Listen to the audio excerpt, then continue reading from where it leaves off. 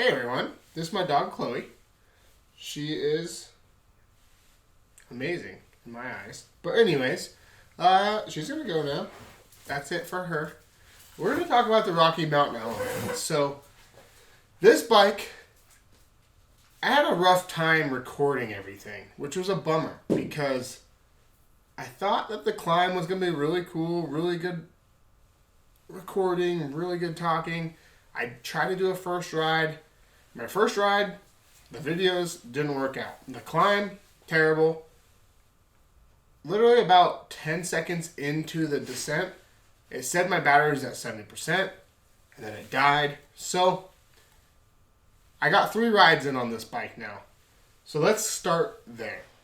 Once again, my trusty old World Cycle Cup, amazing for non-alcoholic or alcoholic drinks. We never know. So let's get on the trail, see how this thing goes down the hill. That's one shot that I actually got kind of okay. Okay, so yesterday my GoPro was at 80% battery, and then about 30 seconds down the trail it died. So I didn't get to do the downhill portion yesterday, so we're going to continue on today. I came out to Wilson Creek. It's about an hour away from Boise, and this trail's called Bingo. But anyways, let's get into this bike. So this bike is pretty dang rad, and it just feels different than your standard 120, 130 mil travel bike. It's crazy because it climbs so dang well, and going down it is so stable. So with that, the head tube angle in the slack position is 65.0 degrees.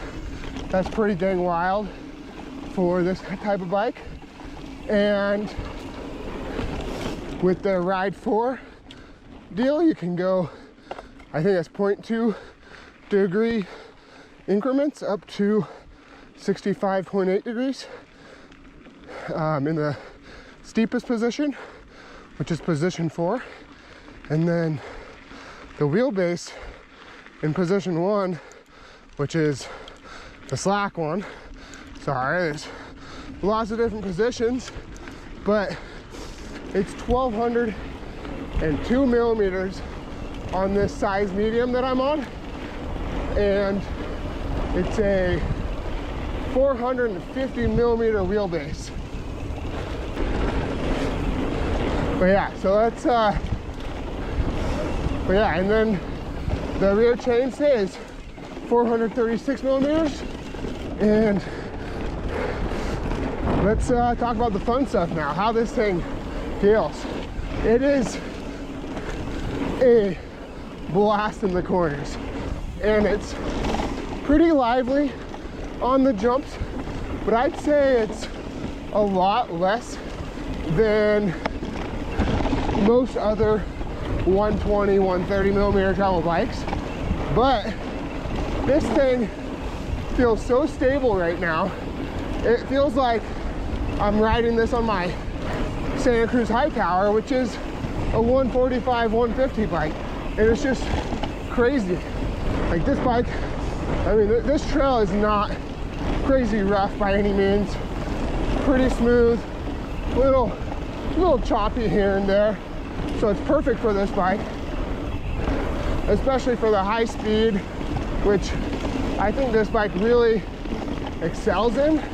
Just high speed, flowy, not crazy rough terrain. The trail I rode yesterday had a couple places that are a little bit steeper, and it feels really good in that. Man, like this bike is, there's only one bike that I really even would have kind of compare it to. Oh, there's some deer, it looks like, but there's only one bike I'd compare it to, and it'd be the Tall Boy. And the Tall Boy is a little different. little bit different than this. Wow, running quick. See if there's any other ones. My buddy's behind me, he's back there. Okay, cool. All right, let's see if I remember this. I haven't been out here for like a year, so. Oh yeah, sweet. All right, but anyway, sorry about that. This isn't as playful as the tall boy, which is weird because it's lighter. This bike I have it built up is, without pedals, is 25.5 pounds. Yeah, it's just crazy. And that's with 2 water bottle cages and one of them having a multi-tool on it. And with that, that's another point. 2 water bottle cages. That is just, oh, whoa, that's new. That is just so amazing. I just feel like I will hardly ever wear a pack while riding this bike. 2 22 to 26 ounce water bottles, that can get you pretty dang far. And I have a multi-tool connected to one. Man, yeah, so lots of cool things about this bike. This is my personal bike right now. I tend not to keep bikes for a super long time, but this one I could see staying around for a while. I do have another bike coming that I don't think will take this place, but it is pretty similar geometry. It's definitely heavier, so it's not going to climb as well. This bike just climbs so dang well. Yeah, man, this is, I don't know, like, I can't say enough good things about it. If I could pick a negative, it would be maybe that it's just not like as poppy as you would expect a 120 millimeter travel bike to be right now. But yeah, overall, super solid bike, super stoked about it. And how's it going? So I think this bike climbs a lot like the Transition Spur. And if you know my videos at all, you know that I think that bike climbs really well. So I'll leave a link in the description down below for that video. But let's talk a little bit more about this. I think little things, the differences, I think that one thing for me, well, there's no shock here. We'll talk about that in a second. But the shock is really easy to reach and put into the climb mode or the traction mode. I like the traction mode on the Fox DPS float shock. I think that mode, pretty much anytime you can use it, is going to benefit you on the climb. I don't care what Pink Bike or whatever they say. Mike Levy, he doesn't like climb switches. Okay, cool. I like Mike. I guess I don't know him personally, but I enjoy what he says. I like Mike Levy and I like Mike Kazmer. They're all cool, so I'm not trying to bag on them at all. But, you know, if a climb switch is easy to reach, go for it. And I think this bike doesn't really need it, but when you put it in that, it goes. It seems like the amount of power you're putting in, it's putting in an extra 50% of what you're putting in, and it's pretty dang cool. So, climbing on this bike, we're not going to spend a ton of time on it. Hopefully we haven't already, but this bike climbs so well. It's really enjoyable, and I'm not the most I don't enjoy climbing, but this bike, it makes it more fun. It kind of like what I said about the Spur before. It made me go on longer rides. I'd go out expecting to do, a 10 to 12 mile ride, and I had a certain amount of time to do it, and I'd get to a point where I could go left or right, and I could add an extra 4 or 5 miles, and a lot of times I was like, oh, I have enough time to go do that, or maybe I only am going to spend an extra 15 minutes, but I'm going to do it because I'm having so much fun, and fun climbing, because in Boise, you climb until you don't want to climb anymore, and then you just come back down. There's not much climbing on your descents. You go up and you come back down. So that says a lot about this bike. I haven't got a ton of those rides in. I have the trails that the lights just fell apart, but that's okay. Give us 1 second. All right, sorry about the light. It probably looks a little different now. It seems a little different, but whatever. We're good. So, climbing, it's good. I feel like this is going to be another bike that's going to keep me wanting to keep riding more uphill and make it so I can do more downhill. Because here it's all up and then all down. So, anyways, let's get into a negative about this bike. I've rode this bike 3 times. The rear shock, as you see, is gone. It's a Fox. So I bought the C50 build. That's all I could get. That's the only thing available. I couldn't get a frame only, none of that. I wish I could have got a frame only because I literally took a C50, took every single thing off of it besides the shock that you don't see here, the headset, and the derailleur hanger. Literally nothing else that I use.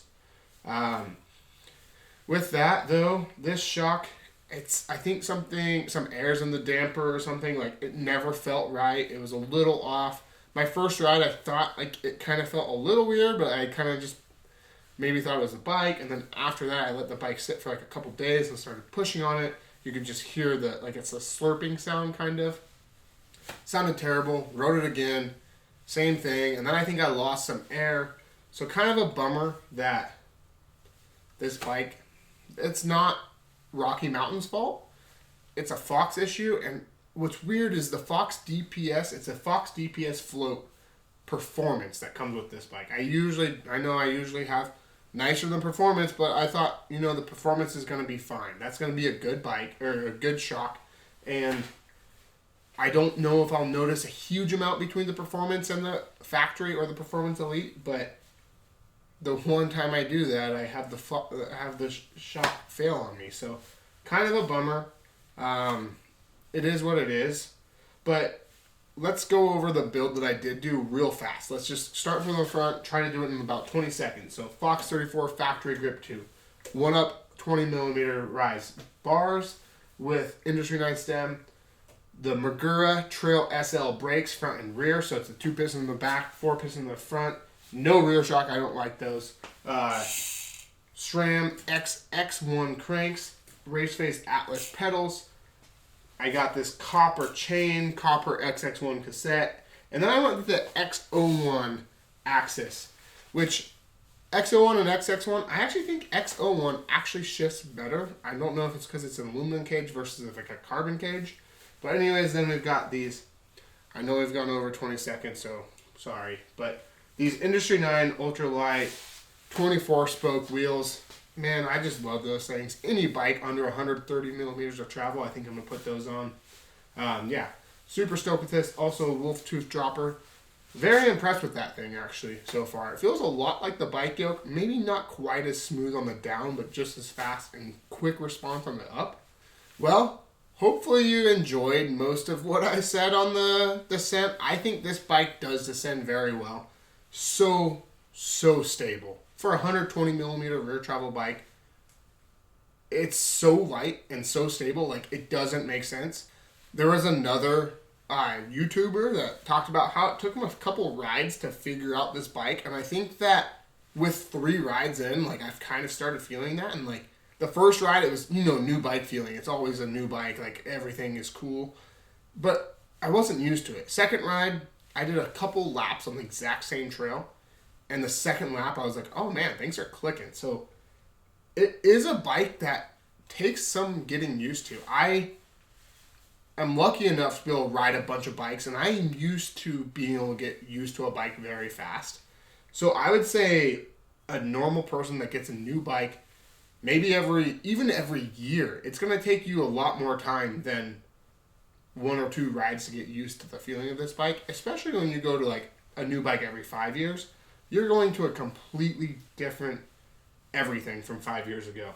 So, just kind of want to bring that up. If you demo this bike, it's tough because a demo on this bike might not give you the real feeling of this bike, which is kind of a bummer. Like, you need, I would say, probably about 3 to 5 rides for you to feel really confident with this bike. But, I still think if you have like fast and flowy trails, or even like a couple little steeper trails, not crazy rooty. Once you get like crazy rooty and stuff, I would just automatically go to, you know, no less than like a Rocky Mountain, an Instinct, or a Yeti, like an SB140, or a Santa Cruz, a Hightower V3, or even like a Norco, like a Sight, or something like that, like in that 140 to 150 range, just because no 120 millimeter travel bike is really going to go down routes. Real steep stuff, good. If anyone tells you it does, it's not. So, anyways, hopefully you guys liked this video. If you did, like and subscribe for more like this, and get out and ride.